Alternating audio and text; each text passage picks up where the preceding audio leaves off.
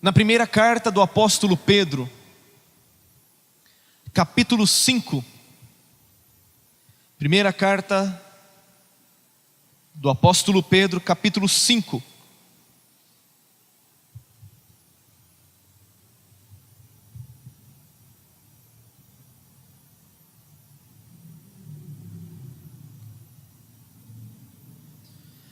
Versículo 8 e versículo 9, na primeira carta do apóstolo Pedro.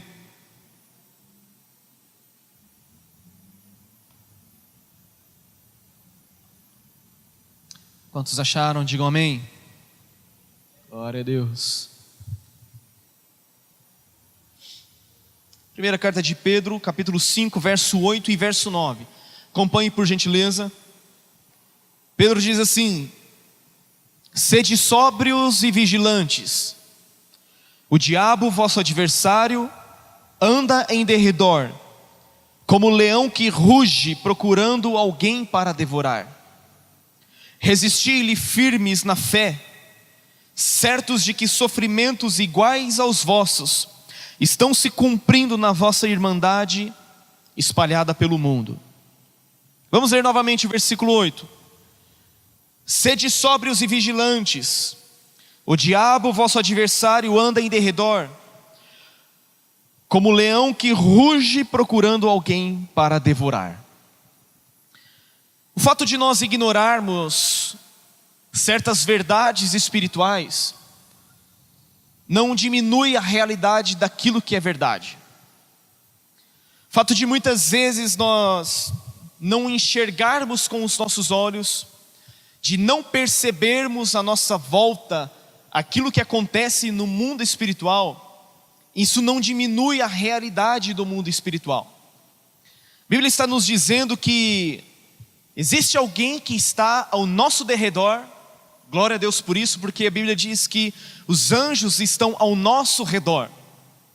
Mas existe alguém ao nosso derredor que ruge como leão, e ele não é leão, aleluia. Jesus é o leão da tribo de Judá, mas a Bíblia diz que ele ruge como leão. Por quê? Porque muitas vezes a forma do diabo agir é através da intimidação. Muitas vezes ele causa situações à nossa volta, ele age de tal maneira em certas circunstâncias da nossa vida para trazer e provocar intimidação na nossa vida. E a Bíblia está dizendo que ele ruge como leão, procurando alguém para devorar. Ele está trabalhando continuamente, intensamente, 24 horas por dia, 7 dias da semana. Em todo momento ele está procurando alguém que seja uma presa fácil para que ele possa devorar. O fato de nós ignorarmos o mundo espiritual e de muitas vezes estarmos ligados apenas no que é material, naquilo que é terreno, devido à correria, devido à nossa própria escolha de vida, o fato de nós ignorarmos isso não diminui a intensidade com que o diabo trabalha contra mim e contra você. Não diminui a forma como ele está trabalhando contra mim e contra você. É então interessante observarmos este texto, que o apóstolo Pedro está dizendo que o diabo, o vosso adversário. A Bíblia está dizendo que o diabo é adversário do homem, é adversário da humanidade. O diabo não é adversário de Deus, entenda isso. Deus não tem adversários, Deus não tem inimigos. Por quê? Porque Deus é soberano, Deus é todo poderoso, Deus é onipotente, Deus é onisciente, Ele é transcendente, Ele é eterno. Nada pode tocar em Deus, nada pode abalar a Deus. O texto não está dizendo que o diabo é adversário de Deus. O texto está dizendo que o diabo é o nosso adversário. Ele é o seu adversário, quer você queira, quer você não queira. Quer você aceite ou não, a Bíblia está dizendo que ele é o nosso adversário. Ele anda ao nosso derredor como um leão que ruge, procurando alguém para devorar. Nós estamos numa intensa batalha, querido, contra o reino das trevas. O apóstolo Paulo, em Efésios capítulo 6, Ele nos diz que a nossa luta não é contra o sangue, não é contra a carne, a nossa luta não é contra as pessoas, contra os seres humanos, mas a nossa luta é contra principados e potestades, contra as hostes espirituais, contra as forças espirituais da maldade nos lugares celestiais. Significa que a nossa batalha, a nossa luta principal não acontece no âmbito material, não acontece no âmbito da carne, mas a nossa luta acontece no mundo espiritual. Então, apesar de não vermos, essa batalha acontece continuamente. Apesar de não percebermos, Ele está trabalhando contra a minha vida, contra a sua vida. Mas o que ainda é interessante é observar a respeito do ódio que o diabo tem pela humanidade. Pelo fato dele não poder tocar em Deus, pelo fato dele não ser mais forte do que Deus, pelo fato dele não ter poder algum contra Deus, até porque, até para entrar na presença de Deus, ele precisa de permissão. Para fazer qualquer coisa sobre a terra, ele precisa da permissão de Deus. Ele não pode fazer nada por sua exclusiva vontade, por sua exclusiva autoridade. Tudo que ele faz é permissão de Deus. Vemos isso no episódio em que Deus está em reunião com os anjos, com os filhos de Deus, e Satanás se apresenta para colocar em xeque, para colocar em prova a integridade e a fidelidade de Jó. E ele só toca na vida de Jó porque Deus permitiu, porque se Deus não permitisse, ele não poderia tocar. Ele só faz alguma coisa quando Deus permite ou quando o homem dá legalidade para que ele haja. Por quê? Porque ele não tem os atributos que Deus tem. Ele não é todo poderoso, ele não é criador, ele foi criado, ele é uma criatura. Ele não é onisciente, ou seja, ele não conhece todas as coisas. Ele não é onipresente, ou seja, ele não está em todos os lugares. Ele não é onipotente porque ele não tem todo o poder. Então tudo que ele faz debaixo da ordem de Deus. Ele não faz nada sem que Deus permita, ou eu e você o façamos. Ele só pode agir, ele age na verdade na legalidade que o homem dá, na legitimidade que o homem dá para que ele haja. Veja comigo em Ezequiel capítulo 28, 14 e 15. Ezequiel capítulo 28, versículo 14 e versículo 15.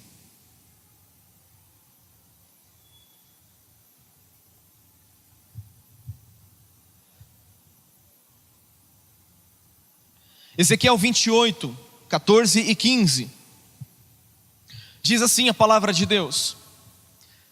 Deus falando de quem ele era. Tu eras querubim da guarda ungido, e te estabeleci.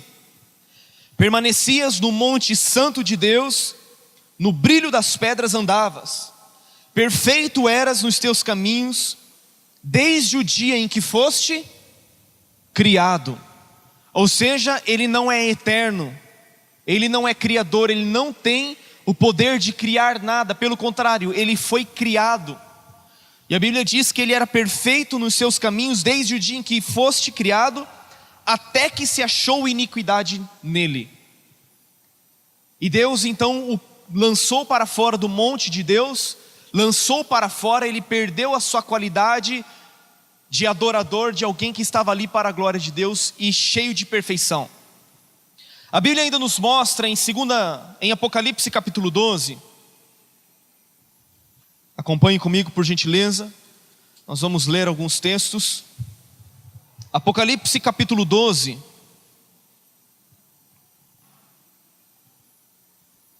versículo 9. Esse texto está falando a respeito dos tempos do fim. E foi expulso o grande dragão, a antiga serpente que se chama Diabo e Satanás, o sedutor de todo o mundo. Sim, foi atirado para a terra e com ele os seus anjos. Então a Bíblia diz que ele levou terça parte dos anjos consigo no momento em que ele se rebelou contra Deus, no momento em que ele quis usurpar, exaltar o seu trono acima do trono de Deus. Ele foi lançado para fora, só que ele levou ainda a terça parte dos anjos juntamente com ele. E a Bíblia nos fala neste texto de Apocalipse 12, 9, fazendo algumas referências da pessoa do diabo, está dizendo que ele é o grande dragão. Isso fala do seu poder, isso fala da sua ofensividade, da forma como ele age, de forma impetuosa, e como também ele tem o poder de arrastar consigo e causar dano em muitas coisas. O texto ainda diz que ele é a antiga serpente, aquela mesma que enganou a Eva quando o primeiro casal estava no jardim do Éden, quando produziu engano, trazendo distorção da palavra de Deus. O texto ainda diz que ele é diabo e Satanás, que ele é acusador, que ele é o adversário de toda a humanidade. É assim que ele age, é assim como ele se manifesta. E o texto ainda por fim diz que ele é o sedutor de todo o mundo. É importante observar essa expressão. Versículo 9 de Apocalipse 12 está dizendo que ele é o sedutor de todo o mundo. No versículo seguinte, versículo 10, diz que ele é o acusador de todos os irmãos. Ele é aquele que acusa os homens diante de Deus dia e noite. Então ele age de uma forma astuta, ele age de uma forma sagaz, ele seduz a humanidade para que a humanidade peque, para que por fim ele possa acusar o homem diante de Deus. É isso que acontece, é essa a dinâmica do mundo espiritual, é esta a forma como ele tem agido e como ele tem levado muitas pessoas ao pecado. Em 2 Coríntios, no capítulo 2, versículo 11, o apóstolo Paulo fala que nós não podemos ignorar os seus ardis, não podemos ignorar os desígnios de Satanás. Eu já vi muitas pessoas subestimarem o diabo, menosprezarem a sua ação, a sua ira contra o homem, e outros superestimam o diabo. Nós não podemos fazer nenhum nem outro. Não podemos superestimá-lo, porque ele não está acima de Deus, glória a Deus por isso. Nós também não podemos subestimá-lo, por quê? Porque Paulo está dizendo que nós não podemos ignorar os seus ardis, não podemos ignorar os seus desígnios, ou seja, não podemos ignorar a sua ação e a sua tentativa de nos levar à queda. Como é a sua forma de agir, a forma do diabo agir? A Bíblia nos diz nesse versículo 9 do capítulo 12 de Apocalipse, que ele é o sedutor de todo o mundo. Esta é a artimanha principal do diabo. Ele é o sedutor de todo mundo, ou seja, ele não tem o poder e a capacidade de pegar você pelo braço e te levar ao pecado, a cometer o pecado, a consumar o pecado. Eu vejo algumas pessoas muitas vezes responsabilizando o diabo por aquilo que é responsabilidade da própria pessoa. Alguém que de repente cai em pecado e diz: o inimigo se levantou. Alguém já ouviu essa expressão? O inimigo está furioso, o inimigo está se levantando. É lógico que ele está. Só que a Bíblia diz que ele é o sedutor de todo mundo. Ou seja, é como um pescador que lança uma isca, e se alguém se arriscar, pegar aquela isca, se torna uma presa fácil dele. Esta é a forma que ele age na vida das pessoas. Ele é o sedutor, ele seduz, ele apenas induz a pessoa à prática do pecado. Veja em Tiago capítulo 1. Tiago capítulo 1, do verso 13 ao verso 15.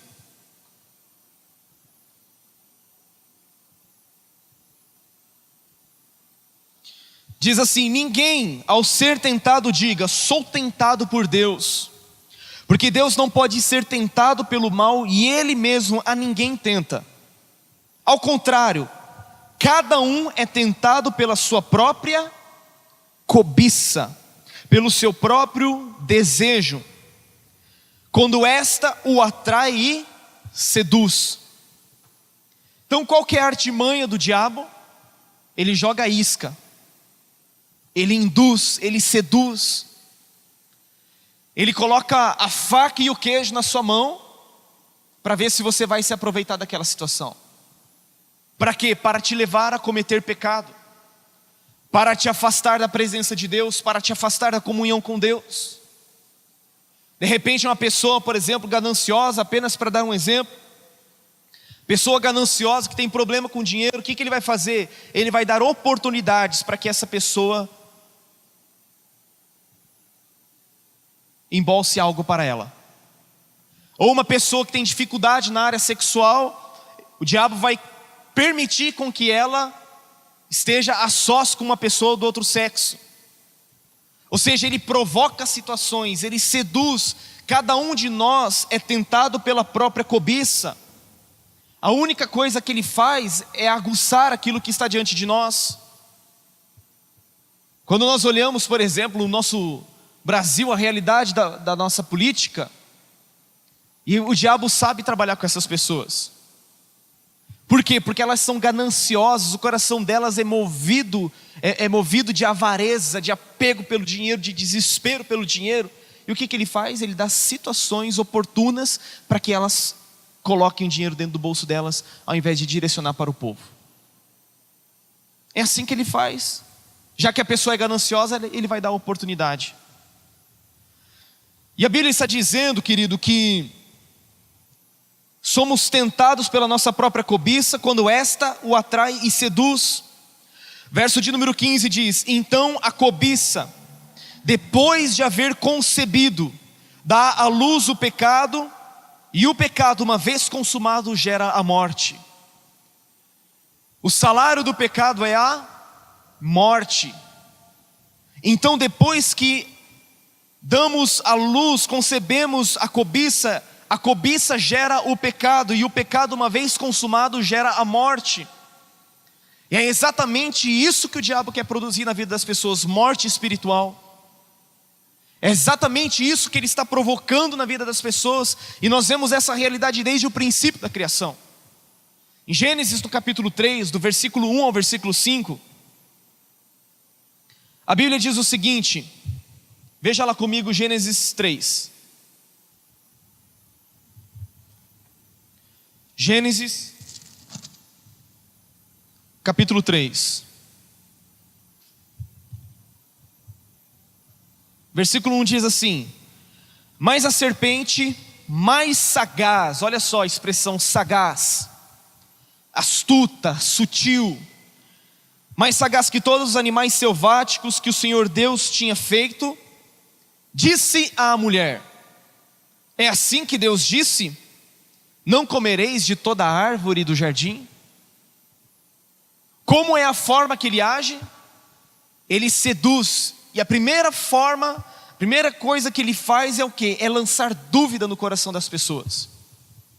É gerar dúvida no coração do homem em relação àquilo que Deus falou, em relação ao que Deus havia declarado. Cuidado, querido, quando o seu coração começa a se encher de dúvida, aquilo que Deus falou por meio da sua palavra. Tome cuidado com o seu coração quando você começa a perceber que há muita dúvida no seu coração em relação às escrituras sagradas. Depois da dúvida, ele gera a incredulidade. Versículo de número 2, a mulher diz assim: do fruto das árvores do jardim podemos comer, mas do fruto da árvore que está no meio do jardim, disse Deus, dele não comereis nem tocareis nele, para que não morrais. Agora veja a resposta da serpente, verso 4. Então a serpente disse à mulher: é certo que não morrereis. Depois da dúvida, ele gera incredulidade. Aliás, a dúvida gera incredulidade. A dúvida gera incredulidade e relativização da palavra de Deus. Ele diz assim: olha, é certo que não morrereis. Ou muitas vezes nos nossos dias, ele usa a seguinte expressão: não é bem assim. Eu acho que não é tão radical assim. Aliás, a Bíblia já é um livro assim tão antigo. A Bíblia é um livro tão velho, tão antiquado. Eu acho que isso não é bem assim nos nossos dias. Ou seja, ele está gerando dúvida, ele está gerando incredulidade, e ele está gerando relativização da verdade de Deus. E eu digo para você, Deus continua tendo os seus absolutos. Deus continua tendo o seu sim e o seu não e não. E o que passa disso é de procedência maligna. Portanto, nós não podemos cair nessa cilada nessa sagacidade do diabo. Por quê? Porque ele quer que nós tenhamos no nosso coração a relativização da verdade. Depois de trazer a relativização da verdade, ele diz no versículo 5: porque Deus sabe que no dia em que dele comerdes, se vos abrirão os olhos, e como Deus sereis conhecedores do bem e do mal. Depois da dúvida, da incredulidade e da relativização da verdade, o diabo vai fazer o quê? Ele vai tentar deturpar o caráter de Deus e gerar em nós um desejo de independência. Ele está dizendo para Eva: ei, Deus sabe que no dia em que você comer desse fruto, vocês serão como Deus, conhecedores do bem e do mal. Ou seja, ele está dizendo o seguinte: olha, Deus está privando vocês de algo bom. Deus está privando vocês, olha como é o caráter de Deus. Deus sabe que no dia em que você comer dessa árvore, você será como Deus. Ou seja, ele começa a provocar no coração da mulher um desejo de independência de Deus. Ele está dizendo: vocês serão como Deus. Vocês não precisarão mais, ficar debaixo dessa dependência de Deus. Deus pediu para que vocês o obedeçam, porque Ele não quer que vocês sejam iguais a Ele, conhecedores do bem e do mal. E ainda em nossos dias Ele continua agindo dessa forma, tentando induzir, seduzir as pessoas, fazer com que as pessoas sejam independentes de Deus em todas as áreas da sua vida. Essa semana, nós tivemos aí o dia da independência do Brasil, que é comemorado o dia da independência. E o homem luta pela sua independência. Desde que o homem caiu, o homem luta pela sua independência. Os filhos querem logo ser independentes dos pais.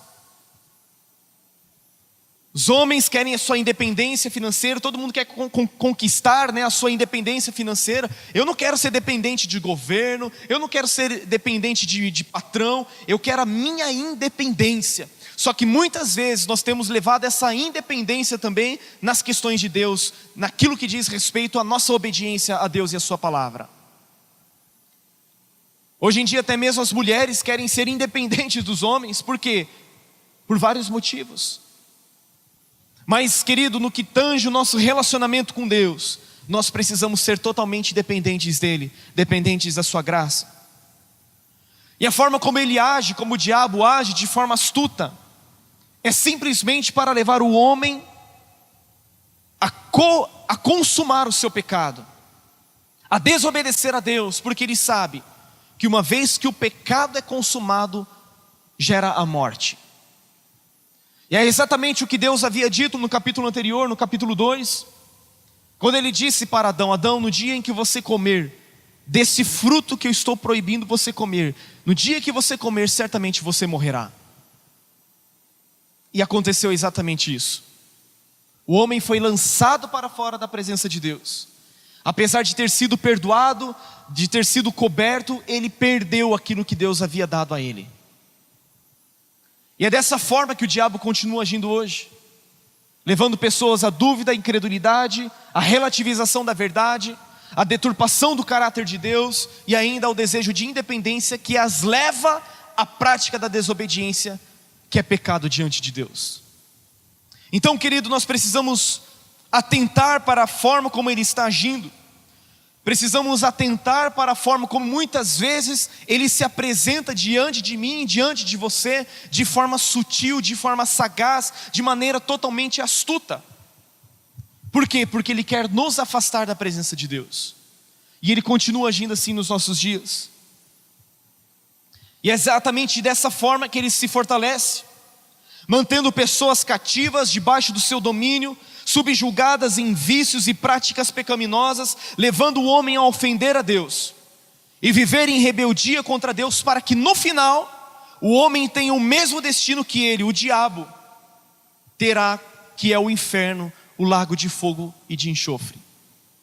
É essa a sua forma de agir. E hoje muitas pessoas, querido, ignoram essa realidade espiritual, essa verdade espiritual que acontece comigo e com você. Porque ele quer manter pessoas cativas, Talvez você esteja até pensando como é, pastor, acho que não é bem assim. Cuidado. Cuidado. De repente ele está aí, martelando o seu pensamento em relação ao que está sendo pregado hoje. Mas a Bíblia nos diz, querido, que é dessa forma que ele se alimenta. Ele se alimenta do pecado do homem. Ele se alimenta da corrupção da humanidade. Ele se alimenta da depravação do homem. Ele se alimenta, e a Bíblia nos diz em 1 João 3,8. 1 João 3,8 ele diz o seguinte: aquele que pratica o pecado procede do diabo, porque o diabo vive pecando desde o princípio. Aquele que pratica o pecado deliberadamente, aquele que pratica o pecado de uma forma voluntária, de uma forma decidida, essa pessoa procede do diabo. Por quê? Porque o diabo vive pecando desde o princípio. E é dessa forma que ele continua se fortalecendo, se alimentando. Ele se alimenta da mentira. Jesus disse que ele é mentiroso e pai da mentira. Portanto, quando mentimos, quando não falamos a verdade, ele está se alimentando da mentira que sai dos nossos próprios lábios. Por isso a Bíblia nos diz: não deis lugar ao diabo. Ele se alimenta da mentira, ele se alimenta da falta de perdão. Quando não perdoamos, quem está levando vantagem nisso não é você, a pessoa ofendida, e nem o ofensor, porque não está sendo perdoado. Mas quem leva vantagem na falta de perdão é exatamente Satanás, o diabo. E ele se alimenta da nossa falta de perdão quando nós alimentamos sentimentos de vingança, quando nós temos em nosso coração sentimentos de não perdoar as pessoas que nos ofendem. Por quê? Porque a pessoa que não perdoa, ela não está fazendo exatamente aquilo que Deus em Cristo Jesus fez por nós, que foi também nos perdoar. E nós devemos perdoar uns aos outros como Deus em Cristo nos perdoou. E essa pessoa está entregue aos torturadores. Essa pessoa está cativa pela falta de perdão, com o seu coração amargurado, e muitas vezes até sofre com doenças psicossomáticas, por causa da sua falta de perdão. Ele se alimenta da incredulidade das pessoas. Em 2 Coríntios 4,4, Paulo diz que o Deus deste século, falando a respeito do diabo, cegou o entendimento dos incrédulos, para que não lhes resplandeça a luz do evangelho da glória de Cristo, o qual é a imagem de Deus. Ele se alimenta da mentira, da falta de perdão, ele se alimenta da incredulidade, ele se alimenta da frieza espiritual das pessoas. Querido, quem quer que você seja frio espiritualmente é o diabo. Ele não quer que você cultive, desenvolva um relacionamento profundo e íntimo com Deus. A frieza espiritual leva você a uma apatia, a uma indiferença em relação a Deus, em relação à sua palavra e em relação ao pecado.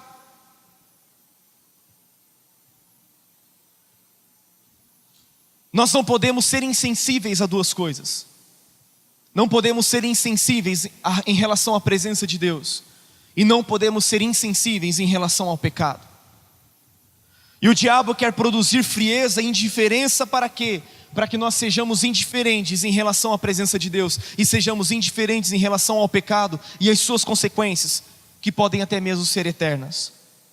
Ele se fortalece quando o homem se isola da comunhão dos santos. Pessoa que se isola é presa fácil do diabo.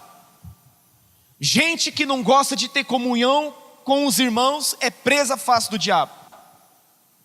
A Bíblia diz que aquele que se isola procura os seus próprios interesses e insurge-se contra a verdadeira sabedoria. A Bíblia diz que é melhor sermos dois do que um.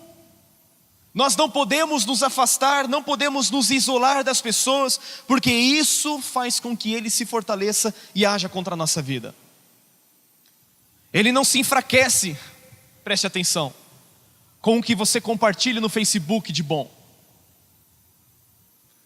Ele não se enfraquece quando você posta que você ama a Deus no Facebook. Isso não gera fraqueza no diabo. Mas ele se fortalece com aquilo que você esconde no WhatsApp. Aquilo que você oculta, aquilo que você não pode deixar que ninguém veja, nem mesmo a sua esposa. Isso sim fortalece a ele. Mas quando um crente decide viver em comunhão com Deus, em obediência à sua palavra, aí sim ele se enfraquece.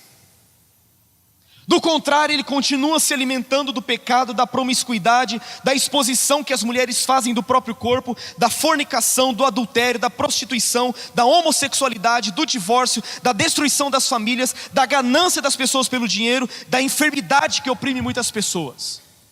Assim como ele fez com aquela mulher que por 18 anos se manteve encurvada debaixo do jugo de um espírito de enfermidade. Essas coisas sim fazem com que ele se fortaleça.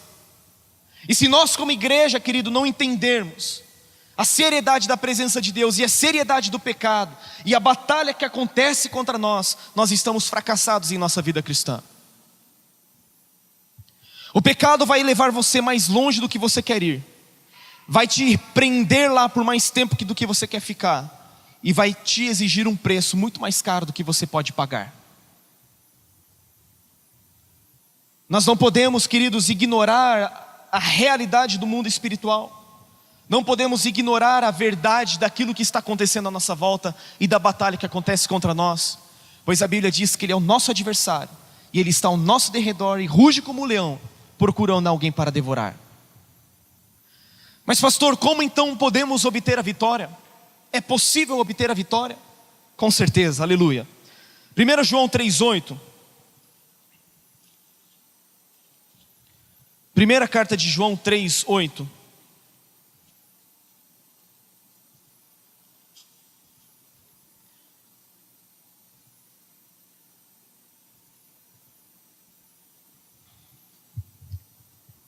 Primeira João 3,8.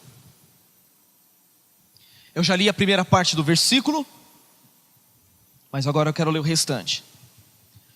Aquele que pratica o pecado procede do diabo, porque o diabo vive pecando desde o princípio. Para isto se manifestou o Filho de Deus. Para quê? Para destruir as obras do diabo. Que obra? A obra do pecado na vida do homem. Por quê? Porque aquele que peca procede do diabo. Agora o versículo 9. Todo aquele que é nascido de Deus não vive na prática de pecado, pois o que permanece nele é a divina semente. Ora, esse não pode viver pecando porque é nascido de Deus. Então a palavra de Deus está nos dizendo que o Filho de Deus se manifestou para destruir as obras do diabo. Glória a Deus, louvado seja o nome de Jesus. O Filho de Deus, o verbo que se fez carne, aquele que a si mesmo se esvaziou, assumindo a forma de servo, tornando-se em semelhança de homens, reconhecido na figura humana, ele foi obediente até a morte, morte de cruz, para quê? Para destruir as obras do diabo. A Bíblia diz que Deus ungiu a Jesus de Nazaré com o Espírito Santo e com poder, o qual andou por toda parte fazendo bem e curando a todos os oprimidos do diabo, porque Deus era com ele. Jesus se manifestou para destruir as obras do diabo. E a resposta que nós podemos ter para vencermos o poder do inimigo é o novo nascimento. Se não nascermos de novo, não poderemos ver o reino de Deus. Quem não nascer da água e do Espírito não pode entrar no reino de Deus. O apóstolo João está dizendo que aquele que é nascido de Deus não vive na prática de pecado. Por quê? Porque o que permanece nele é a divina semente. Então nós que nascemos de novo, regenerados pelo Espírito Santo, nós não vivemos na prática de pecado. Nós não pecamos deliberadamente. E vamos concordar, querido, que o pecado na vida do crente precisa ser um acidente. Precisa ser apenas um escorregão, precisa ser um acidente, não pode ser algo deliberado. Pois se o crente peca deliberadamente, ele ainda não nasceu de novo. Como podemos alcançar a vitória? Tiago no capítulo 4, versículo de número 7.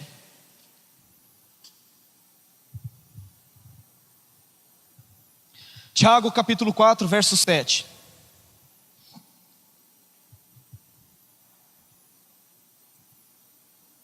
Diz assim: Sujeitai-vos, portanto, a Deus, mas resisti ao diabo e ele fugirá de vós.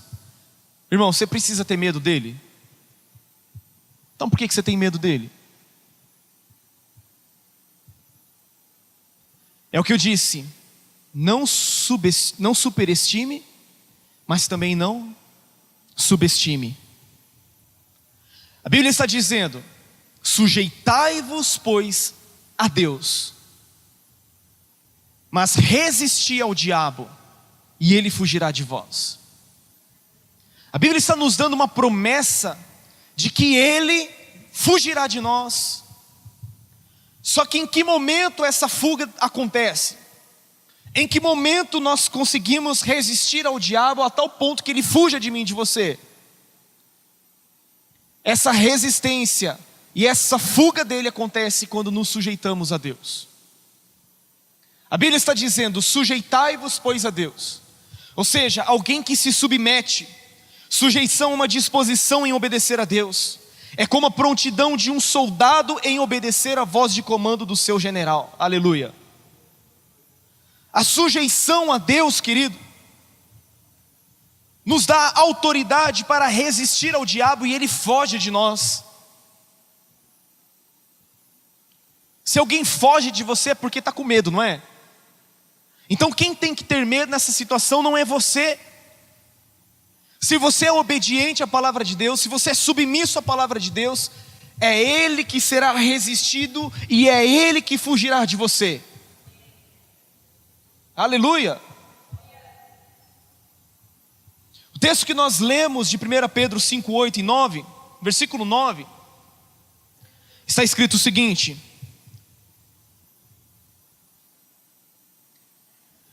resisti-lhe firmes na fé.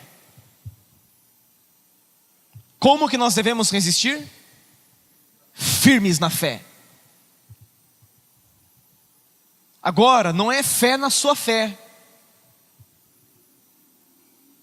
Não é no seu pensamento positivo. Não, eu creio que ele vai fugir de mim.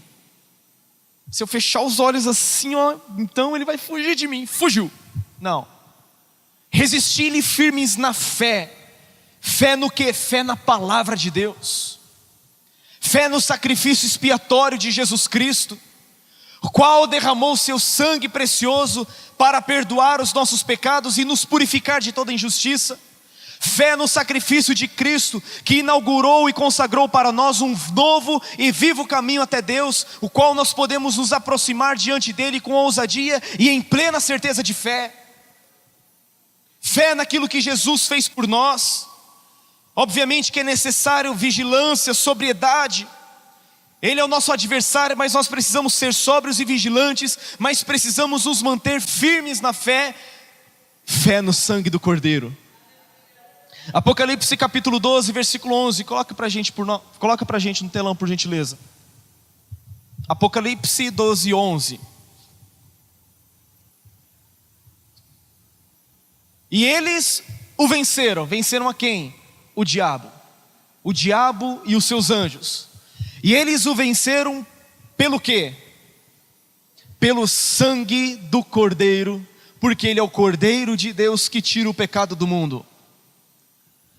A nossa fé em Cristo, a nossa fé na palavra, faz com que nós possamos resistir ao diabo de uma forma firme.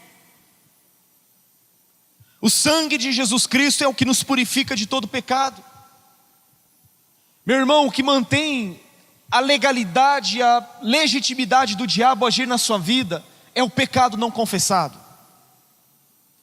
O pecado que ainda não houve arrependimento, a prática de pecado que não houve arrependimento da nossa parte. Mas quando há arrependimento, quando há confissão, quando há abandono, existe a vitória pelo sangue do Cordeiro. 1 João 7, 1,7 diz assim: se dissermos que mantemos comunhão com Ele e andarmos em trevas, mentimos e não praticamos a verdade. Então, se dissermos que temos comunhão com Deus e andamos em trevas, nós estamos mentindo. Mas a Bíblia diz: se porém andarmos na luz como Ele está na luz, mantemos comunhão uns com os outros. Perceba a importância da comunhão. E o sangue de Jesus, seu Filho, nos purifica de todo pecado. E aí no versículo 9 ele diz: se confessarmos os nossos pecados, Ele é fiel e justo para nos perdoar os pecados e nos purificar de toda injustiça. A nossa vitória é pelo sangue do Cordeiro, mas este sangue tem eficácia na vida do homem quando existe arrependimento, quando existe confissão e quando existe abandono do pecado. Quantos podem dizer amém? A fé no sangue, a fé na palavra. O texto de Apocalipse 12:11 nos diz: eles pois o venceram pelo sangue do Cordeiro e pela palavra do testemunho que deram. Então a nossa vitória é pelo sangue de Jesus, mas é também pela palavra de Deus, pela fé na palavra. Através da palavra você pode vencer o poder do inimigo. A palavra de Deus nos garante a vitória sobre as trevas. A palavra de Deus garante a você aquilo que Jesus disse: eis aí vos dei autoridade para pisar de serpentes e escorpiões e sobre todo o poder do inimigo, e nada, absolutamente, vos causará dano.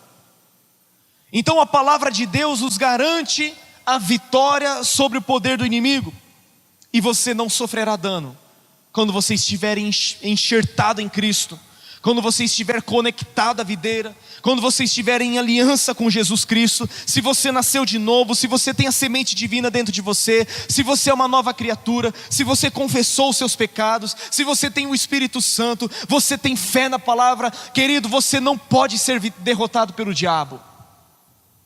Mas você está sujeito a Deus, você resiste a Ele, e Ele tem que fugir de você. Eu e você precisamos ter fé na palavra, porque foi exatamente a palavra que fez com que Jesus vencesse a tentação no deserto. Ele estava cheio do Espírito Santo, e de repente o diabo durante 40 dias se apresenta a ele como o tentador. E ali ele esteve no deserto sendo tentado pelo diabo 40 dias e 40 noites. E ele se aproxima diante de Jesus, Mateus capítulo 4, verso 3. Aproximou-se o tentador dizendo: se és o Filho de Deus, manda que estas pedras se transformem em pães. Percebe que ele coloca o quê? Dúvida. Se és o Filho de Deus, manda que essas pedras se transformem em pães. O diabo estava propondo exatamente o que para Jesus? Dúvida, incredulidade e independência no coração de Jesus. Se és o Filho de Deus, você está com fome, manda que essas pedras se transformem em pães. Para que você vai depender de Deus? Só que qual foi a resposta de Jesus? Está escrito. Aleluia. A fé no sangue, mas a fé na palavra de Deus também nos dá vitória para resistirmos ao diabo, também nos dá autoridade para resistirmos ao diabo. Jesus disse: está escrito, não só de pão viverá o homem, mas de toda palavra que procede da boca de Deus. Meu irmão, como você deve resistir ao diabo? Você deve resistir ao diabo dizendo: Satanás, eu sou filho de Deus. Está escrito que o Espírito de Deus testifica com o meu espírito que eu sou filho de Deus, que eu sou herdeiro de Deus, que eu sou co-herdeiro com Cristo Jesus. E o Senhor é o meu pastor e nada me faltará. Você deve resistir a ele dizendo: está escrito, eu e a minha casa serviremos ao Senhor. Está escrito, está escrito, está escrito, está escrito. É assim que nós podemos vencê-lo, através da fé na palavra e através da fé no seu sangue, o sangue precioso de Jesus. Por isso, o apóstolo Paulo nos diz que as armas da nossa milícia, as armas da nossa guerra não são carnais. Apesar de estarmos andando segundo os padrões do mundo, nós não lutamos segundo os padrões do mundo. Por quê? Porque as armas da nossa milícia são poderosas em Deus. As armas da sua luta são poderosas em Deus. As suas armas não são carnais, as suas armas não são humanas, as suas armas não são as suas forças, não são os seus esforços, não são as suas estratégias, mas as armas da nossa milícia são poderosas em Deus, aleluia. E é por isso que a fé na palavra, a fé no sangue de Jesus, a fé no nome de Jesus pode nos dar a vitória sobre todo o poder do inimigo. Louvado seja Deus. Por isso não temas, por isso não tenhas medo. Se você estiver em obediência a Deus, se você estiver em sujeição a Deus, ainda que num processo de transformação, ainda que num processo de santificação, no qual todos nós estamos, nós temos a vitória sobre o poder das trevas. Jesus disse: eu vos dei autoridade para pisar serpentes e escorpiões e sobre todo o poder do inimigo. Qual é o poder do inimigo que tem assolado a sua casa? Use o poder da palavra de Deus, use o poder do nome de Jesus, dizendo: está escrito, não só de pão viverá o homem, mas de toda palavra que procede da boca de Deus. Diga: está escrito, o Senhor é o meu pastor e não me faltará, eu deitarei em pastos verdejantes, em águas tranquilas, eu vou viver a vontade de Deus.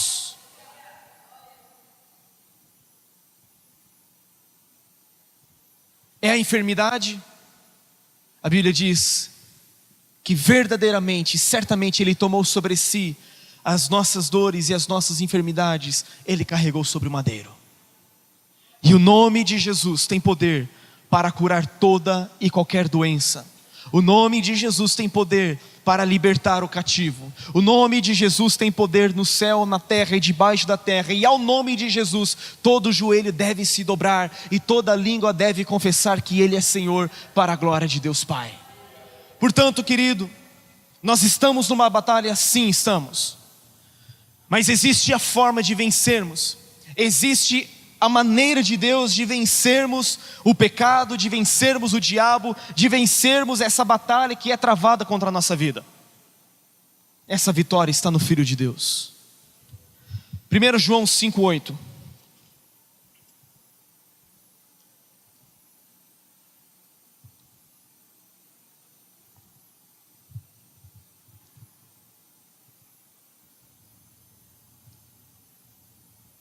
Cinco, 5.